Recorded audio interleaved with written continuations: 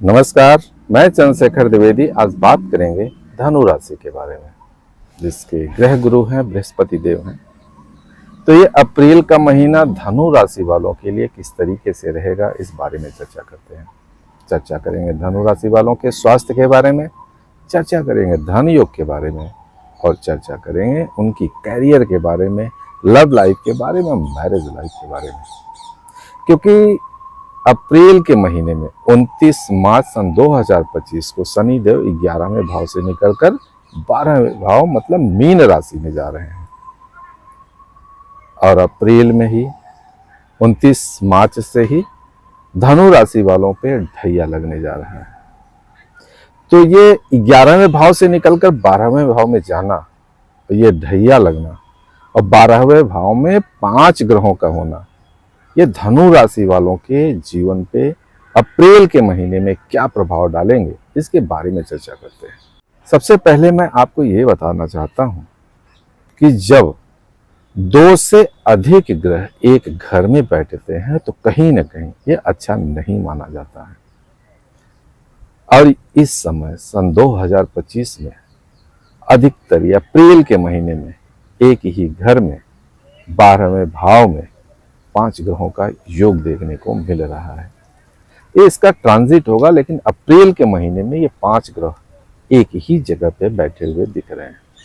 तो चलो बात करते हैं धनु राशि वालों पे इसका क्या प्रभाव पड़ेगा। और कहना चाहता हूँ कि ये ग्रह नक्षत्र ये हमारा भाग्य नहीं बताते हैं, ये अपना एटीट्यूड बताते हैं।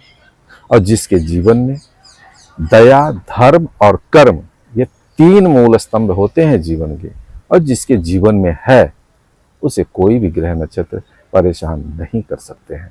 देखोगे हर धर्म का ये मूल स्तंभ होता है, पूरे ब्रह्मांड का यही मूल स्तंभ होता है। और यदि किसी को उपाय भी बताया जाता है तो इसी में बताया जाता है, दया करिए, धर्म करिए, कर्म करिए।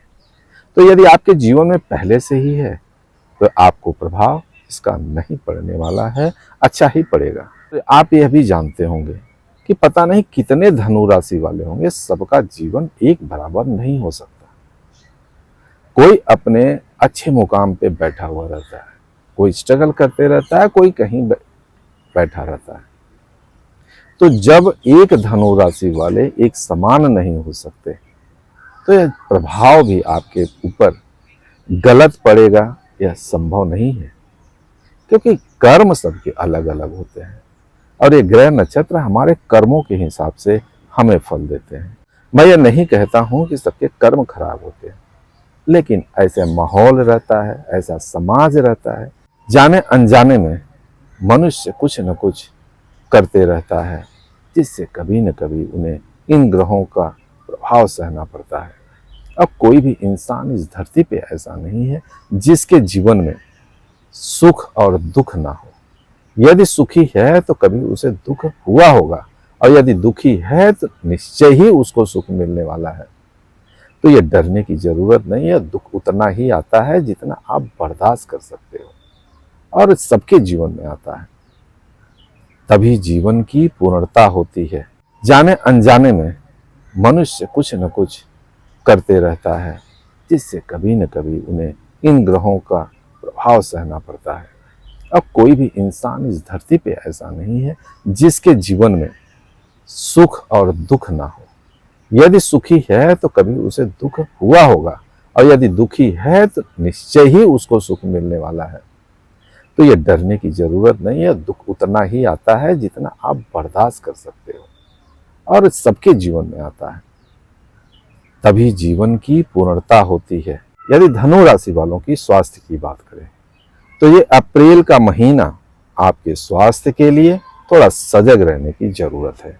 आपको अपने खान पान, आपको अपने योग, व्यायाम, मेडिटेशन पे विशेष ध्यान देना चाहिए, और करना भी चाहिए। धनु राशि वालों के लिए एक विशेष बात यह है कि उनके चौथे घर में 5 ग्रहों का बैठना कहीं न कहीं चौथे घर को यहाँ पे इफेक्ट करते हुए नजर आ रहे हैं। आप देखोगे यहाँ पे आपको आपकी जमीन जायदाद से रिलेटेड कहीं कोर्ट केस होते हुए भी नजर आ रहा है। आपको यहाँ पे सावधानी बरतने की जरूरत है। यदि आप कोई प्रॉपर्टी खरीदना चाहते हो तो इस चीज से बचना भी, यह अप्रैल का महीना आपको जाने देना है।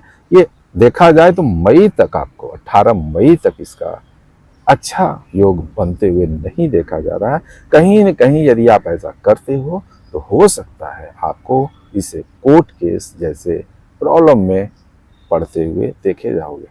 यदि आप कोई हायर एजुकेशन की तैयारी कर रहे हो, कहीं एडमिशन लेना चाहते हो, तो आपको 15 अप्रैल के बाद ही करना चाहिए, क्योंकि वह समय आपके लिए काफ़ी अच्छा रहेगा।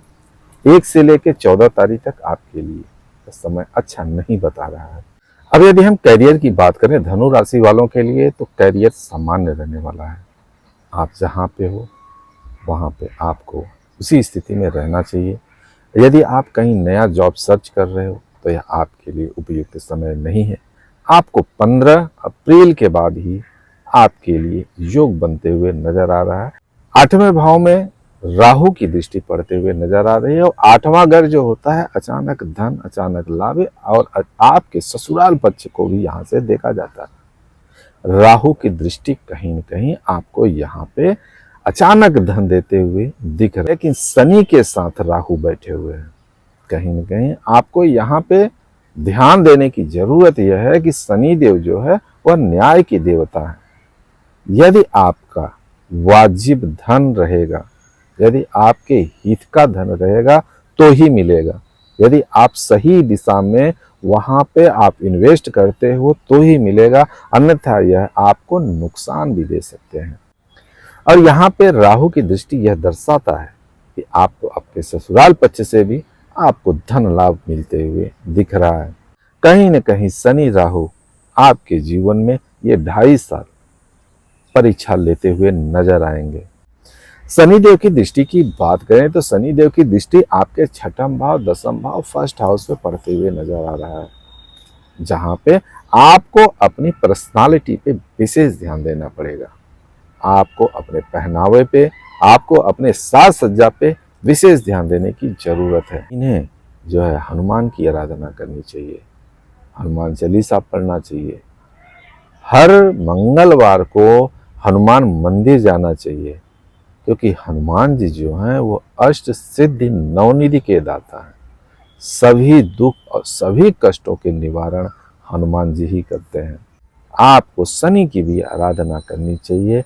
हर शनिवार के दिन आप शनि मंदिर जाइए, शनि को तेल भी चढ़ाइए, शनि देव की आराधना करिए, शनि देव की पूजा करिए। और मैं हनुमान जी से यही आराधना करता हूँ कि आपके जीवन में आपकी हर मनोकामना पूर्ण करे, आपकी हर परेशानियां दूर करे, आपका जीवन सुखमय मंगलमय हो। यदि आप हमारे चैनल को पहली बार देख रहे हैं, हमारा वीडियो पसंद आया हो तो लाइक और सब्सक्राइब जरूर करिएगा, क्योंकि आपके लिए भी और हमारे लिए भी शुभ मुहूर्त है। नमस्कार।